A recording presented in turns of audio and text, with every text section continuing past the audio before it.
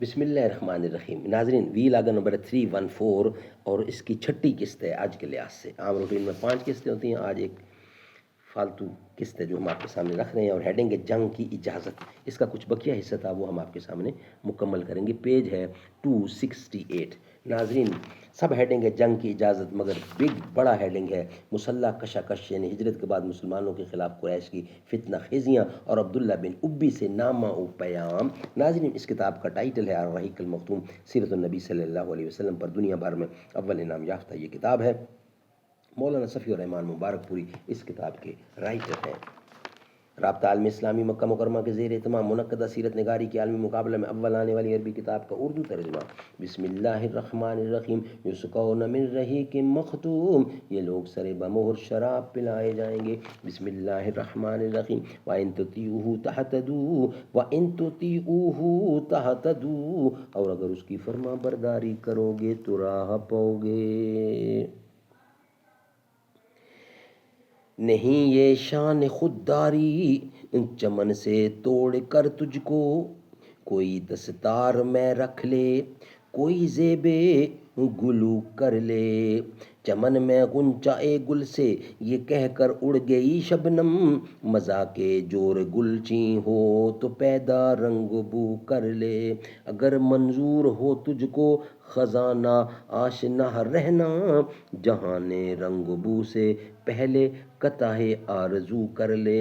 اسی میں دیکھ مضمر ہے کمال زندگی تیرا، جو تجھ کو زینت دامن کوئی آئینہ رو کر لے۔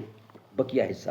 جنگ کی اجازت تو نازل ہو گئی، جنگ کی اجازت تو نازل ہو گئی، لیکن جن حالات میں نازل ہوئی وہ چونکہ محض قریش کی قوت اور تمرد کا نتیجہ تھا، اس لیے حکمت کا تقاضا یہ تھا کہ مسلمان اپنے تسلط کا دائرہ قریش کی اس تجارتی شاہراہ تک پھیلا دیں جو مکے سے شام تک آتی جاتی ہے۔ اس لیے رسول اللہ صلی اللہ علیہ وسلم نے تسلط کے اس پھیلاؤ کے لیے 2 منصوبے اختیار کیے۔ نمبر 1، ایک جو قبائل اس شہرہ کے ارد گرد یا اس شہرہ سے مدینے تک کے درمیانی علاقے میں آباد تھے، ان کے ساتھ حلف، دوستی و تعاون اور جنگ نہ کرنے کا معاہدہ۔ نمبر 2، دوسرا منصوبہ اس شہرہ پر گشتی دستے بھیجنا۔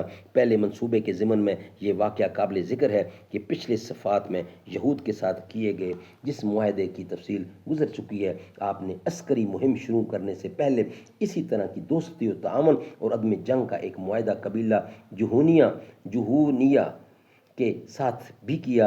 ان کی آبادی مدینے سے 3 مرلے پر، یعنی 3 مرلے پر سے مراد 45 یا 50 میل کے فاصلے پر واقع تھی۔ اس کے علاوہ طلایہ گردی کے دور میں طلایہ گردی کے دوران بھی آپ نے متعدد معاہدے کیے جن کا ذکر آئندہ آئے گا۔ دوسرا منصوبہ سرایا اور غزوات سے تعلق رکھتا ہے، جس کی تفصیلات اپنی جگہ آتی رہیں گی انشاءاللہ۔ یہ ولاگ ہمارا کمپلیٹ ہوا۔ آج کے لحاظ سے 6 قسطیں تھیں، عام روٹین میں 5 قسطیں دیتے ہیں۔ نیکسٹ انشاءاللہ کل آپ سے ملاقات ہوگی، سرایا اور غزوات نیکسٹ اگلا ہیڈنگ ہے، وہ ہم آپ کے سامنے رکھیں گے۔ آج کی 6 قسطیں الحمدللہ مکمل ہوئی ہیں۔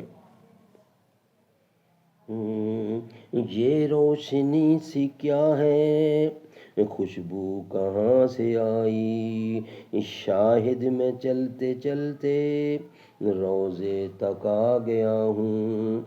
طیبہ کے سب بھکاری جانتے ہیں مجھ کو، پہچانتے ہیں مجھ کو خبر نہیں تھی میں اس قدر بڑا ہوں۔ دوری و حاضری میں ایک بات مشترک ہے، کچھ خواب دیکھتا تھا کچھ خواب دیکھتا ہوں۔ اقبال مجھ کو اب بھی محسوس ہو رہا ہے، روضے کے سامنے ہوں اور نعت پڑھ رہا ہوں۔ میں لب کشا نہیں ہوں اور محو التجا ہوں۔